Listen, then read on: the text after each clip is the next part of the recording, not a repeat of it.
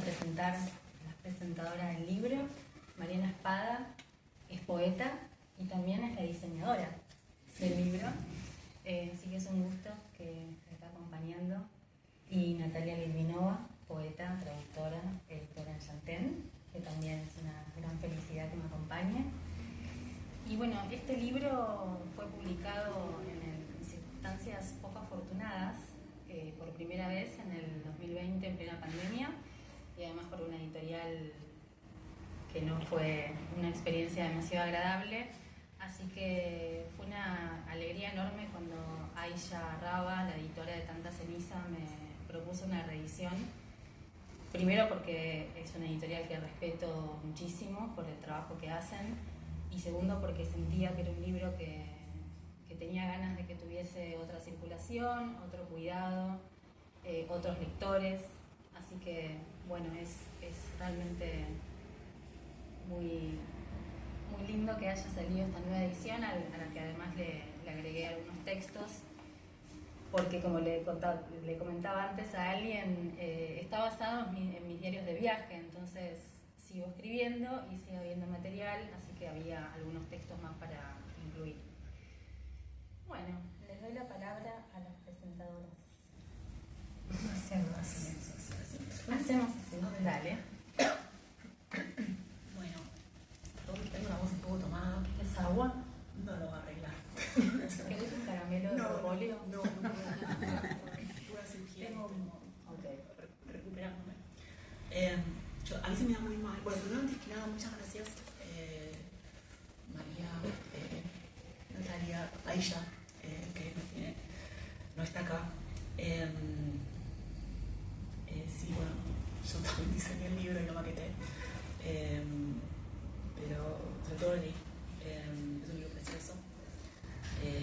A mí se me da muy mal improvisar, así que voy a leer algo súper corto. Estoy muy contenta de estar acá. Son algunas preguntas.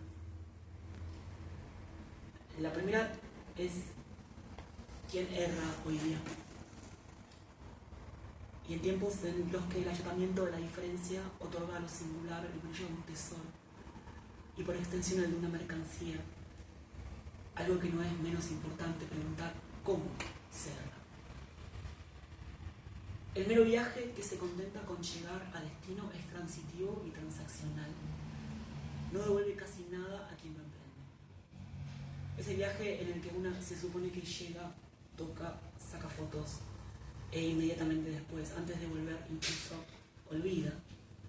Es todo eso en lo que la errancia no tiene ningún interés en participar. Tampoco se trata de peregrinaje. La errancia intransitiva no puede cronometrarse, empaquetarse o consumirse. No hay ninguna agencia de viajes que venda errancia. Hace de su propia inutilidad su virtud. Pero también en tiempos es que las migraciones son más peligrosas de lo que jamás han sido, en las que regiones enteras del planeta se convierten de la noche a la mañana en páramos inhabitables, en tiempos en los que guerras y genocidios fuerzan a miles a abandonar sus hogares y a emprender verdaderas marchas de la muerte, moverse en la relativa seguridad del vientre de un avión, de un tren o de un colectivo. En esos tiempos, errar no deja de ser una suerte de lujo. Quien erra en general nunca se olvida de eso y se mueve en consecuencia. 2. ¿Cómo erra una poeta? La pregunta es capciosa. No existe poesía sin algún tipo de errancia. Por eso hay algo sugestivo en el verbo que María Magdalena prefiere para su elogio del viaje, que se presta tanto al vagabundeo como al equívoco con intención, a algo de experimento solo en parte controlado. Ahí su gracia. Porque cuando de errar se trata, una toma un cierto número de decisiones previas, de mínimas precauciones, sobre todo si una es mujer y se mueve sola. Pero el corazón del asunto consiste en abrirse a la mayor cantidad de imprevistos posibles, en ponerle siempre un plato a lo extraordinario en caso de que éste decida aparecer y sentarse a la mesa. Cuando uno escribe un poema, también hay algo así. preparar las condiciones para lo que podría llegar o no. Yo me animaría a decir que poesía y errancia están unidas por un hilo tenue, y que bajo cierta luz, como las vetas de polvo cuando el sol las atraviesa, relumbra. 3. ¿A dónde va la poeta cuando erra? Dice María, si viajo es para aprender a extraviarlo, para experimentar el vértigo de no saber cómo volver a casa y luego aprender el arte del retorno. Y es verdad que hay algo dulce en perderse, pero también cada vez más anómalo. Esta época rara, plagada de señales inalámbricas, de teléfonos y de mapas en tiempo real, se lo pone difícil a los flaners. El mundo fue arreglándose para escamotearnos el goce del extravío eventual o intencionado. No todas las observaciones de Benjamin sobre los pasajes de París o sobre Moscú serían pertinentes o siquiera posibles de ser escritas hoy día. María elige la estampa eventual, el cierto desorden y muy probablemente la construcción de un itinerario inventado que reúne más de una incursión al otro y a este lado del mundo. Y el experimento funciona, y muy bien.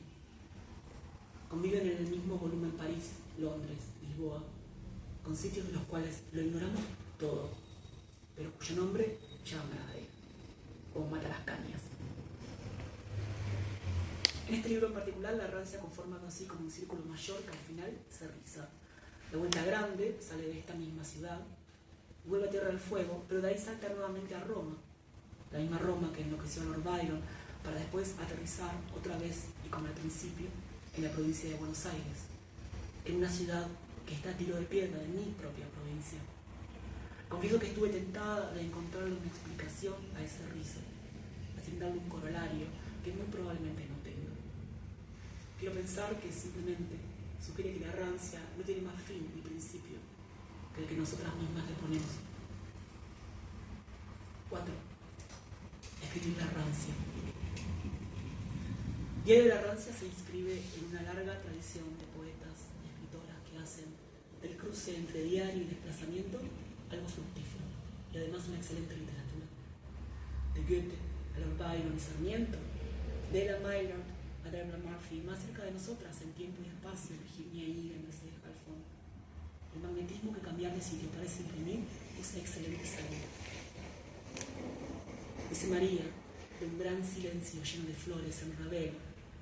Imagino que se refiere a Villa Chimbrone, donde una vez una avispa me dejó tremenda roncha. No vine solo a ver el jardín, vine a escribir. Escribir una especie de lío que sujeta, al igual que un ramo, experiencia y memoria, pero una memoria rara, que a su vez asusa otras memorias, entre ellas la propia. Las postas de este libro están llenas de escritoras, de poetas y de lugares por donde murieron esas mismas poetas. Pienso en Plath, en Woolf, en las Bronte, que se pasean vivas y muertas por estas páginas. Están llenas también de miguitas que iluminan el camino los epígrafes de cada entrada. Me gustó encontrar en la mirada de este libro los lugares donde también yo he estado y preguntarme por qué hay cosas tan distintas. Pero siento que podría pasarme también que con otros libros. Acabo de leerla 2, 10, 1000 veces. No sería raro que yo también olvide que estas memorias no son mías y que las adopte y las defienda como propias. Como recuerda Annie Dillard, la belleza y la gracia tienen lugar tanto si las creemos y las sentimos como si no. Lo menos que podemos hacer es estar ahí. Este libro tiene la generosidad de transmitir la sensación de libertad.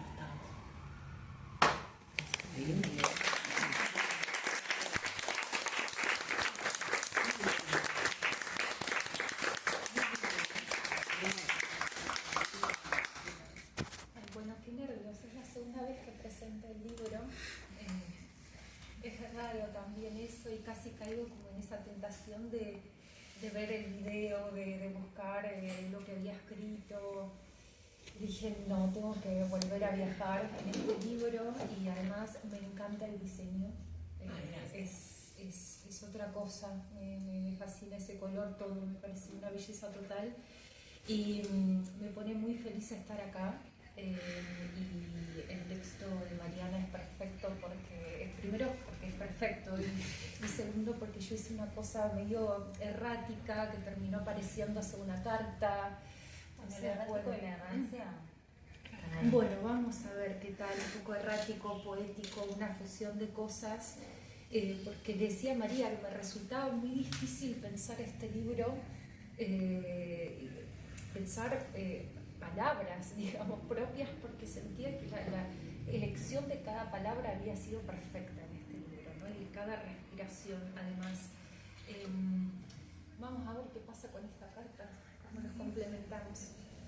Una libélula roja se posó sobre la soga donde cuelgo la ropa, una cuerda vieja que ya estaba allí desde hacía vaya a saber cuántos años.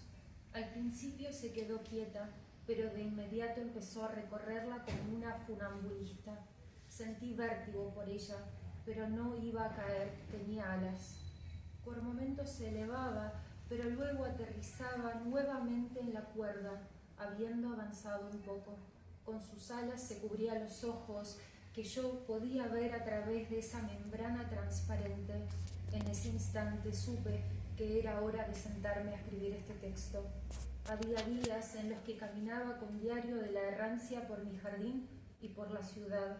Leer a María entre las plantas fue una experiencia perfumada y agreste, como si la sal del mar, al quedarse sobre la piel, comenzara a señalarme con un delicado ardor todas las heridas que tengo.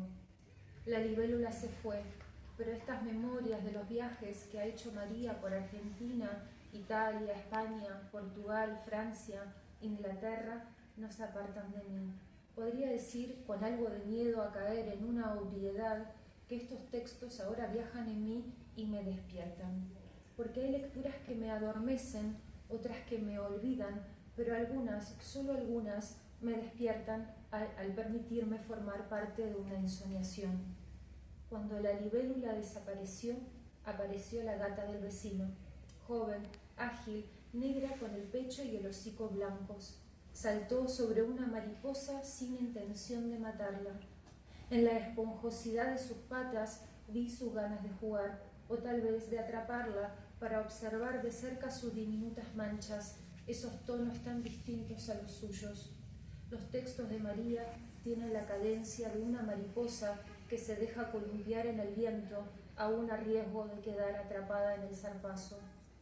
Osip Mandelstam, autor de Viaje a Armenia, buscaba la potencia de la palabra poética en lo cotidiano, y para lograrlo no dudó en abrevar en los clásicos. Entendía la poesía como la nostalgia de una cultura universal. Esto lo llevó a interpretar el Mediterráneo como tierra sagrada y a Roma como un espacio perteneciente a toda la humanidad. La peregrinación a los sagrados lugares de la cultura europea era una etapa necesaria y decisiva en la vida de cada artista, dijo. La palabra peregrinación aparece varias veces en la obra de María, y entiendo por qué. El viaje es un movimiento, la acción que despierta otras acciones. En cambio, peregrinar es errar en busca de símbolos y preguntas que en sí mismas son camino y destino. En el primer texto, María lo resuelve sin resolver, planteando un oxímoron. Habitar la errancia resulta fundamental. Tendremos que viajar con ese oxímoron en los ojos por toda la obra.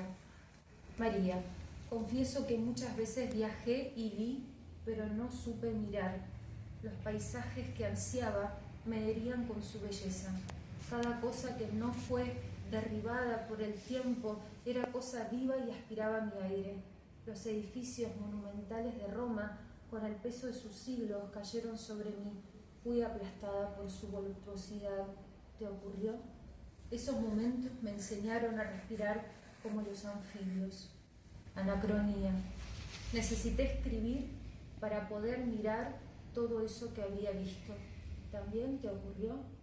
Descubrí que tenía un alma cuando me subí a un avión, cuando caminé por primera vez en un bosque frondoso, cuando entré en una capilla abandonada en un pueblo, cuando pisé un subte por primera vez, cuando monté un caballo que me llevó a galope entre los pinos, cuando entendí que esos lugares podían matarme, hacerme colapsar, herirme con su ruido a rieles que sueltan chispas. ¿También te ocurrió? María, a veces el alma me parece una pequeña peregrina atrapada en una carroza. Quiere salir, perderse en un bosque de bambú para entender sus dimensiones, atravesadas por luces y sombras oblicuas que caen sobre todos los cuerpos que saben entregarse.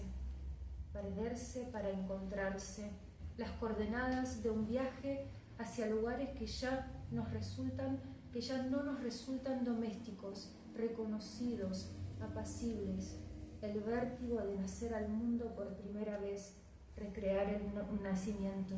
Escribe María en esta obra que danzó ante mis ojos y me derrumbé entre lavandas y geranios para subrayar sus frases infinitas como un cordón umbilical. En estas páginas María nos revela, con una sutileza que admiro, no solo su forma de viajar y pensar, sino también su manera de leer. Si escribir para ella es extraviarse de sí misma, leer es perderse con un propósito, es perderse adrede, es naufragar mirando de frente los faros a los poetas que nos guían con su luz titilante cuando cae la noche. Diario de una errancia nos invita a viajar a través de la voz de María, por varios países y sus ciudades, pero también por los epígrafes de escritores y escritoras que ya forman parte de sus paisajes más íntimos, de sus crónicas sentimentales. María generosamente despliega su mapa de lecturas y me atrevo a decir que esa es la forma que encuentra de viajar junto a sus fantasmas. La lectura es errancia, leer es errar. Hay en el hecho de leer una expectativa sin fin, dijo Pascal Quignard. Perderse y tropezar con las rocas reales para que su aspereza desgaste las heridas fundantes. Errar sintiéndose torpe entre lugares sagrados atestados de turistas. Errar para darle oxígeno y amplitud a los pensamientos. Errar hasta que la mirada caiga como una recién nacida. Errar hasta encontrarse con unas paredes que antaño fueron hogar para alguien. Errar hasta que los rostros de los desconocidos se vuelvan cercanos. Hasta que esos rostros nos devuelvan los rasgos amados de quienes ya no están. Errar para ser una libélula roja que recorre como una equilibrista la soga para olvidarse de sus alas. Y como dijo María, no detenerse en ningún lugar, no estar en la ciudad del origen ni en el destino, un movimiento continuo que impide situarse con precisión. Pero también es saber que habrá dónde anclar, que no será perpetuo, la necesidad de encontrar un hogar, aunque fuese transitorio. La errancia, sin ese amparo, sería pura intemperie. Releer esta obra fue un ritual necesario. Sentí cómo mis moléculas cargadas de historia se agitaban y brincaban, como si la memoria se pusiera a bailar. Una alegría suave se contorsionó dentro de mí, abrazándose al dolor profundo de la existencia, ese que nunca desaparece del todo. María, hace unas semanas volviste de un viaje largo, un retorno a lugares que forman parte de tu libro, y ahora estoy llena de preguntas, tan llena como Irene Grus en su poema para Diana Velesi. ¿Estás cansada de vuelta del viaje, María? ¿Estás contenta? ¿Alguien te acarició? ¿Jugó otra vez con tu melena? ¿Te besó los párpados? ¿Fuiste feliz, María? ¿Intenso y duro el viaje? ¿Cuántos cabellos tuyos quedaron enredados en las ramas de los árboles de Italia? ¿Te topaste con algún grafiti que se transformó en una pregunta que nunca antes te habías hecho? ¿Te detuviste frente a algún altar? ¿Reafirmaste tu ateísmo? ¿Lloraste, María? ¿Viste a un pájaro separarse de su bandada? ¿Te angustiaste al desear? ¿Temblaste frente a los restos de aquel a quien nunca conociste? ¿Qué dejaste en ese viaje? ¿Qué trajiste? No me resulta fácil expresar lo que significa esta obra, porque tiene una profundidad difícil de transmitir con palabras que no sean las que María eligió, palabras que giran en torno a paisajes no idílicos y conforman narraciones reflexivas capaces de cuidar el secreto de cada comarca. Los textos de este libro son un milagro que ahora podemos sostener con las manos y llevar en nuestras mochilas por la ciudad, acercarlos al corazón, leer los misterios que se esconden en las entrelíneas. Agradezco a María por haberlos escrito y por haber creado poesía en tantos posteos reflexivos en las redes que siempre leo con devoción, porque María, como el poema de Robert Frost, siempre elige el camino menos transitado y hace la diferencia. Y en esta obra, una vez más, ella hizo florecer lo visible. Hay que entender cuál es el secreto de la no seducción. Era la huella de un extraño favor que el destino me había concedido. No tratar de seducir es hacerse a la idea de que el amor falta en este mundo, dijo Quiñard, y eso es precisamente lo que logra este libro, conmovernos con su belleza natural. Gracias.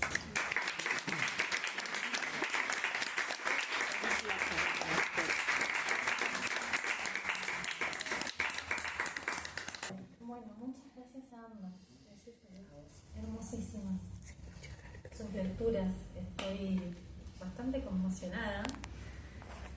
Tengo que leer. Sí. Bueno, gracias, de verdad. A vos. Lo voy a invitar a Gastón Macencio.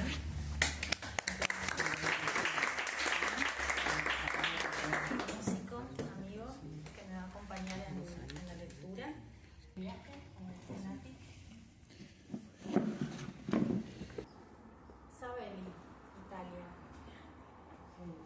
Veo a Sabelli en blanco y negro, como una fotografía antigua, añeja, envuelto en bruma y azotado por la lluvia, un paisaje desolado si no estuviera teñido por lazos amorosos. Territorio que me fue transmitido en lengua materna, con las palabras entonadas de mi abuela que nunca se fue de allí del todo. Volver a su lugar de origen, entonces, es reencontrarme con una tierra y una historia que me pertenecen. Mi tesoro. Las palabras de mi abuela resuenan en el silencio parco del pueblo. Palpo en el aire los rastros de una niña obligada a abandonar su tierra, alejándose de los castaños de su infancia, de las cabras salvajes y los árboles desnudos de montaña. Mi tesoro. Todas las abuelas de Sabelli son mis abuelas. En el bosque de pinos de Sabelli hay música. Un dueto imaginario compuesto por Ledbetter y Cobain interpretan esta canción una y otra vez.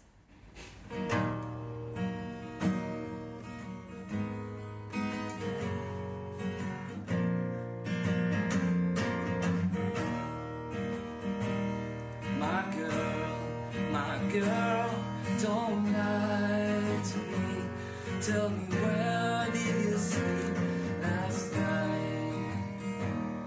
In the pines, when the sun don't ever shine, I will shiver the whole night through. My girl, where you go, I'm going where the cold wind blows.